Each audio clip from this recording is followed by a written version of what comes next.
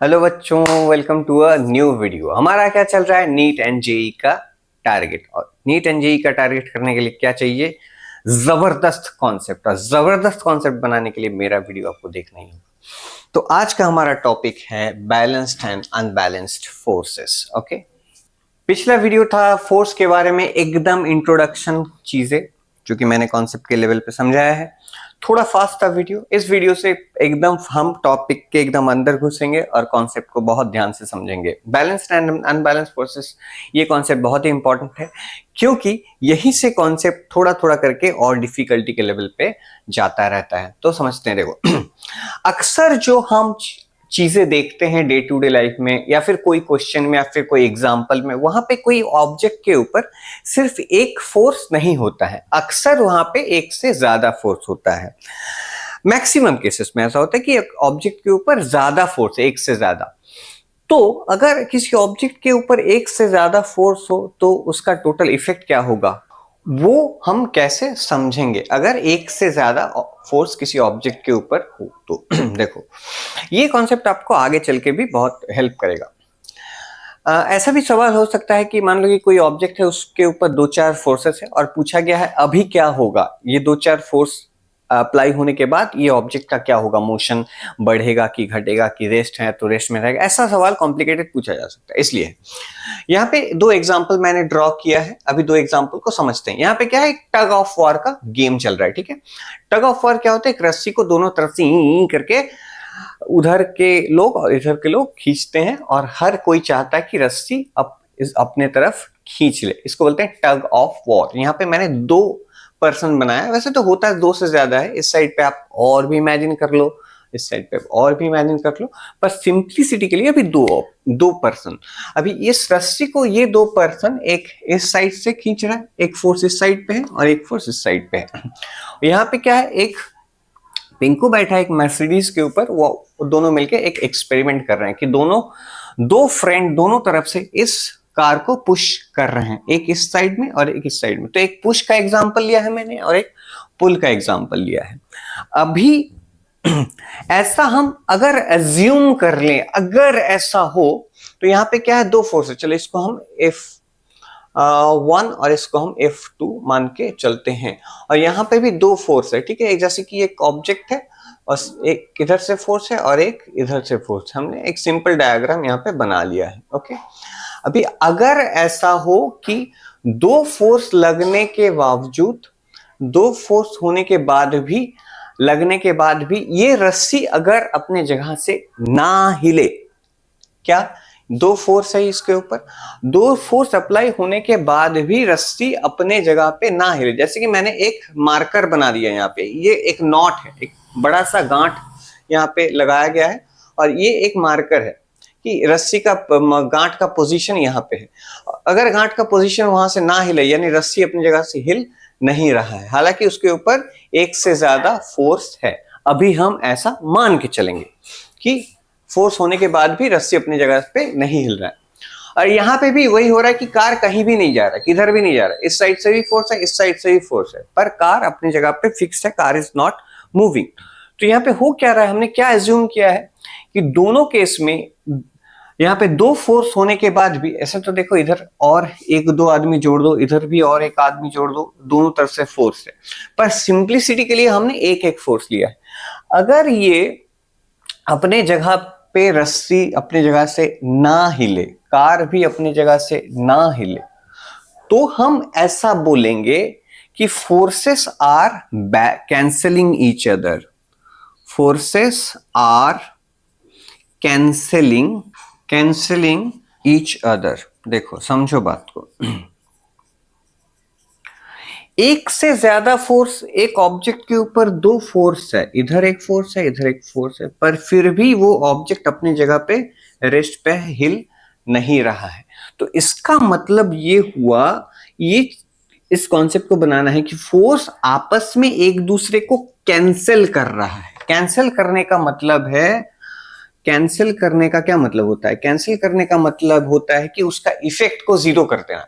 किसी भी चीज का इफेक्ट को जीरो कर देना, इसको बोलते हैं कैंसिल करना। जैसे कि +5 है उसके साथ अगर -5 जोड़ दिया जाए तो इफेक्ट क्या होगा, 0 होगा। तो हम बोलेंगे +5 और -5 कैंसिल हो गया।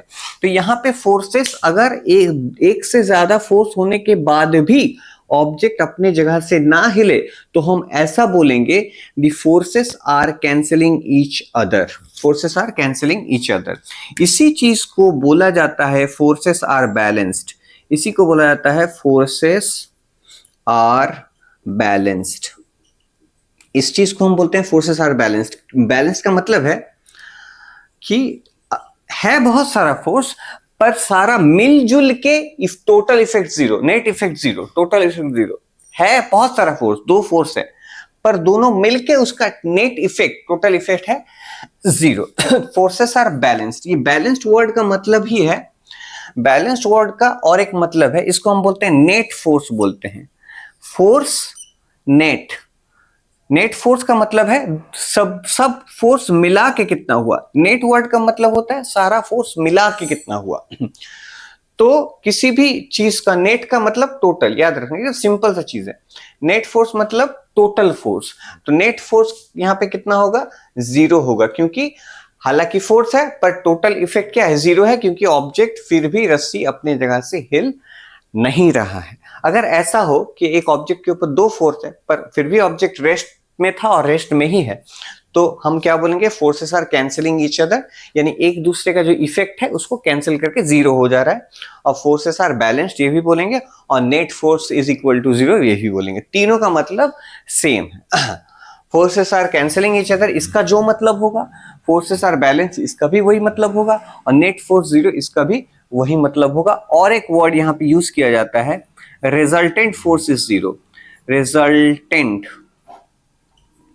Resultant force equal to 0। Resultant का वर्ड का मतलब है result of all the forces, जितना सारा फोर्स है सब मिला के उसका जो रिजल्ट है वो क्या हो रहा है, उसी को रिजल्टेंट बोला जाता है। रिजल्टेंट यानी सब मिला के। अच्छा, ये होगा कब, यहां पे हमने अज्यूम किया है कि 2 फोर्स लगने के बाद भी ये अपने जगह पे रेस्ट में है। 2 फोर्स लग रहा है फिर भी रेस्ट में है। ये हमने अज्यूम किया है, अभी के लिए मान के चला है कि 2 फोर्स होने के बाद भी रेस्ट में है, तब हम ऐसा बोलेंगे कि फोर्सेस आर बैलेंस्ड।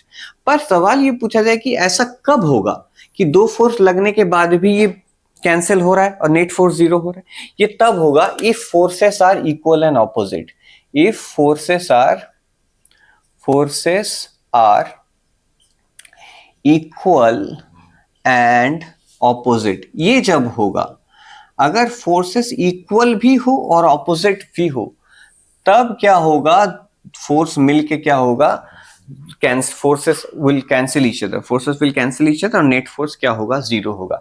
यानी ये इस डायरेक्शन में मान लो कि 10 न्यूटन फोर्स अप्लाई कर रहा है, तो इक्वल एंड ऑपोजिट, तो इस डायरेक्शन में ये डेफिनेटली ये भी 10 न्यूटन फोर्स अप्लाई कर रहा होगा और ऑपोजिट डायरेक्शन में होगा। देखो ये इसका जो डायरेक्शन है उसका डायरेक्शन क्या है, ऑपोजिट। तो forces are equal and opposite, equal भी होगा और ऑपोजिट होगा।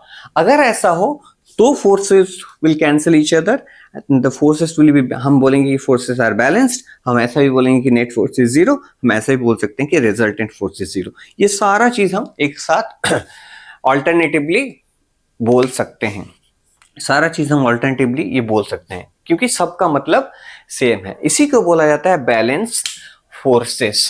ओके, अच्छा, बैलेंस्ड फोर्सेस का एक सिंपल एक लाइन में अगर याद रखना है तो याद रखा नेट 0, बस इसको याद रखो। नेट फोर्स 0 होना यानी balanced forces, balanced forces.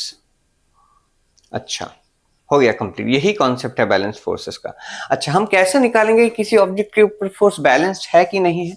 For example मान लेते हैं कि इसके ऊपर इस डायरेक्शन में है मान लो 2 फोर्स, 5 न्यूटन एंड 7 न्यूटन, ठीक है, और इस डायरेक्शन में है मान लो 3 फोर्स है, मान लो 4 न्यूटन, 3 न्यूटन एंड फिर से 6 न्यूटन। तो हम कैसे पता चलेगा कि बैलेंस्ड है कि नहीं है। इस डायरेक्शन में टोटल फोर्स हम कैलकुलेट करेंगे कितना है, इस डायरेक्शन में टोटल फोर्स कितना है, 5 + 7 कितना हुआ, 12 न्यूटन। इस डायरेक्शन में टोटल फोर्स कितना है, 4 + 3 +6 इक्वल टू 13 न्यूटन। तो इस डायरेक्शन में फोर्स ज्यादा है और इस डायरेक्शन में फोर्स कम है, तो net force will be, net force F net कितना होगा, एफ नेट हम कैसे निकालेंगे, 13 न्यूटन से हम 12 न्यूटन माइनस करेंगे। इस डायरेक्शन में 13 न्यूटन, इस डायरेक्शन 12 न्यूटन, तो 12 से हम 13 से 12 न्यूटन को हम माइनस करेंगे, बचा 1 Newton. This will be the net force. हम ऐसे नेट फोर्स निकालेंगे। हम एक डायरेक्शन में जितना सारा फोर्स है उसको ऐड करेंगे, इस डायरेक्शन में जितना सारा फोर्स है उसको ऐड करेंगे, क्योंकि सारा एक डायरेक्शन में। इस डायरेक्शन में जितना फोर्स ऐड करेंगे, उस डायरेक्शन में जितना फोर्स ऐड करेंगे, फिर हम देखेंगे कि ज्यादा है कि कम है। अगर इक्वल एंड ऑपोजिट है तो कैंसिल होकर 0। अगर एक साइड पे ज्यादा हो तो हम ज्यादा से कम को माइनस करके नेट फोर्स निकालेंगे। नेट फोर्स किस डायरेक्शन में है, इस डायरेक्शन में, तो ऑब्जेक्ट किस डायरेक्शन में मूव करेगा, इस डायरेक्शन में। ठीक है, ये है नेट फोर्स का कॉन्सेप्ट। तो अगर हमको नेट फोर्स निकालना है तो सब फोर्स को हमको ऑब्जर्व करना है कि उसके ऊपर क्या क्या फोर्सेस है। ओके, अच्छा अच्छा, यहाँ इसको मिटा देते हैं। अभी हम एक थोड़ा इसको आगे बढ़ाते हैं कॉन्सेप्ट को। नेट फोर्स या बैलेंस फोर्सेस का मतलब समझ में आ गया कि फोर्सेस कब बैलेंस होगा, जब टोटल इफेक्ट उसका 0 होगा। टोटल इफेक्ट 0 होने से हम बोलेंगे फोर्सेस आर बैलेंस्ड। अच्छा, अगर सिंपल ये एक कार है, मान लो ये car 60 kilometre per hour speed से चल रहा है, इसका इंजन जो है इस डायरेक्शन में फोर्स अप्लाई कर रहा है और फ्रिक्शन किस डायरेक्शन में, इस डायरेक्शन में फोर्स अप्लाई कर रहा है। तो इंजन का फोर्स मान लो, फ्रिक्शन है मान लो 100 न्यूटन फॉर एग्जांपल, तो इस डायरेक्शन में फ्रिक्शनल फोर्स क्या है, 100 न्यूटन। अगर इंजन 100 न्यूटन फोर्स अप्लाई करे तो नेट फोर्स कितना होगा, कैंसिल, ये दो फोर्स इक्वल एंड ऑपोजिट है तो कैंसिल होकर 0 हो जाएगा। तो ये जो कार है इसके ऊपर फोर्स, नेट फोर्स क्या है, इसके ऊपर नेट फोर्स क्या है, 0 है। नेट फोर्स क्या है, 0 है। इस कार के ऊपर नेट फोर्स 0 है, जितना फ्रिक्शन है कार का इंजन भी इतना ही फोर्स लगा रहा है। तो अगर नेट फोर्स 0 है तो जिसका वेलोसिटी कांस्टेंट रहेगा, यानी कांस्टेंट वेलोसिटी से चलेगा, 60 से ही चलता ही जाएगा, सुहाना सफर और ये मौसम हसी। तो ये गाना गाया और इसी स्पीड से चलता ही जाएगा अगर नेट फोर्स 0 हो। तो याद रखना, किसी ऑब्जेक्ट के ऊपर अगर नेट फोर्स 0 है और वो रेस्ट में है, ये रेस्ट में है और नेट फोर्स 0 है, इधर फोर्स और इधर force equal and opposite, rest में है, तो वो रेस्ट में है तो रेस्ट में ही रहेगा। नेट फोर्स अगर 0 हो, समझो, नेट फोर्स अगर 0 हो, इफ नेट फोर्स इज 0, यानी इधर फोर्स और इधर फोर्स मिलके कैंसिल होकर 0 हो गया, तो रेस्ट में था, रेस्ट में रहेगा। मुझे मेरे हाल पे छोड़ दो, मुझे मेरे हाल पे छोड़ दो, इस टाइप। यानी नेट फोर्स अगर 0 हो तो ये जहां पे था वहीं पे रहेगा। और एक ऑब्जेक्ट जो मोशन में है और उसके ऊपर नेट फोर्स 0 है, तो नेट फोर्स 0 दो केस में हमको एज्यूम करना है, एक जहां पे रेस्ट है और एक दूसरा 2 नंबर जहां पे मोशन है। दोनों में नेट फोर्स 0 है, यहां पे भी नेट फोर्स 0 है, यहां पे भी नेट फोर्स 0 है। तो अगर नेट फोर्स 0 है तो जो रेस्ट में है वो हमेशा रेस्ट में दुखी होके हमेशा रेस्ट में रहेगा, और जो मोशन में है वो सेम वेलोसिटी लेके स्ट्रेट लाइन में चलता ही जाएगा अगर नेट फोर्स 0 हो तो। This is the concept. अगर नेट फोर्स 0 हो तो रेस्ट जो है रेस्ट में ही रहेगा, मोशन जो है मोशन में रहेगा। तो अगर ये सवाल पूछा जाए कि मान लो कि यहाँ पे एक ऐसा सवाल पूछा जाए कि मान लो यहाँ पे एक ऑब्जेक्ट को पुल किया जा रहा है, एक ऑब्जेक्ट को पुल किया जा रहा है, ठीक है। मान लो कि 10 न्यूटन फोर्स से पुल किया जा रहा है, 20 न्यूटन फोर्स से पुल किया जा रहा है, और फ्रिक्शनल फोर्स है मान लो 20 न्यूटन। कितना न्यूटन, किस डायरेक्शन, फ्रिक्शन हमेशा मोशन के ऑपोजिट काम करता है, तो फ्रिक्शन इस डायरेक्शन में 20 और इस डायरेक्शन में हम फोर्स अप्लाई कर रहे हैं 20, तो 20 इक्वल एंड ऑपोजिट कैंसिल होकर 0, यानी नेट फोर्स 0। तो ये ऑब्जेक्ट का क्या होगा, इसका स्पीड इंक्रीज करेगा डिक्रीज करेगा, तो इसका आंसर है ये कांस्टेंट स्पीड से चलेगा, क्योंकि फ्रिक्शन और ये फोर्स मिलके कैंसिल होकर 0 हो गया। तो नेट फोर्स क्या है, 0। तो ये जो स्पीड से चल रहा था उसी स्पीड से कंटिन्यू चलता जाएगा। यानी किसी ऑब्जेक्ट के ऊपर अगर नेट फोर्स 0 हो तो जो रेस्ट में है वो रेस्ट में ही रहेगा, जो मोशन में है वो कंटिन्यूअसली उसी मोशन में चलता ही जाएगा। तो ये था बैलेंस्ड एंड अनबैलेंस्ड फोर्सेस का कॉन्सेप्ट। आई होप आपको कॉन्सेप्ट पसंद आया होगा। हम मिलेंगे, मैं अगले वीडियो में मिलूंगा, उसमें हम डिस्कस करेंगे फर्स्ट लॉ ऑफ मोशन, जहां से हम कॉन्सेप्ट को और आगे बढ़ाएंगे और नीट एंड जेईई का कुछ क्वेश्चन भी उस वीडियो में हम लेंगे। तो मिलते हैं अगले वीडियो में।